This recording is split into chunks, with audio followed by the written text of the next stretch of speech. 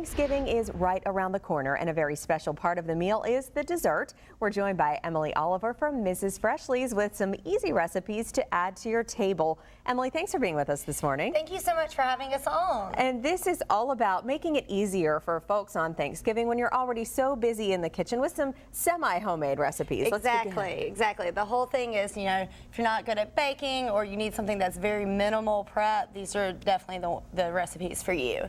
So this is our crisp cranberry trifle. Okay. It uses the traditional cranberry sauce that you do see at Thanksgiving. Okay. And then Mrs. Freshley's donut sticks. So they are cut up and put on the bottom, then layered with the cranberry sauce, and then whipped cream. Okay. You just repeat those layers to the top. We put them in mason jars because they're so trendy right now, with a little bit of decoration to add to that fall flair for the Thanksgiving season. And Emily, how is that served? Or is this as a nice gift to give to people? I mean, you can serve it in the mason jars. That's one of the things, because it's in an individual serving already. Right. It makes for a great thing where you can make it the night before, put it in a cooler, or put it in the fridge and not have to worry about it, and pull it out after, dinner is over. You're making a turkey, you're making dressing. So these are already done and ready to go, and they look great. They look so festive. You could use those as a centerpiece. Exactly. All right, what do we have here? This is our pecan pie bread pudding. Okay. And so it's using a traditional bread pudding and pecan pie and mixing it together. Now, how do you do that? Exactly. So all you do is, we're using Mrs. Freshley's honey bun as the base. Okay. Then you use eggs,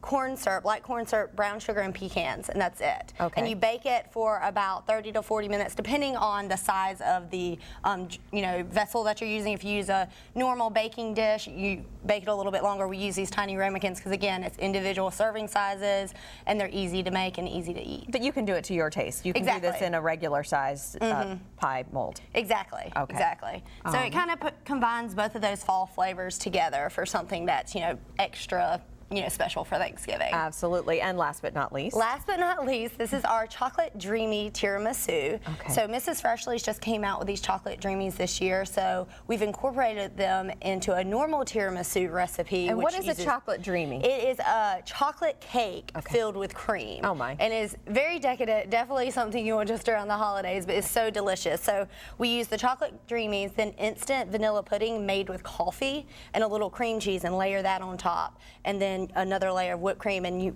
can present in a big serving dish or anything like that to really make it stand out, and it's just so delicious. The chocolate on top of the typical tiramisu flavor just really adds to it.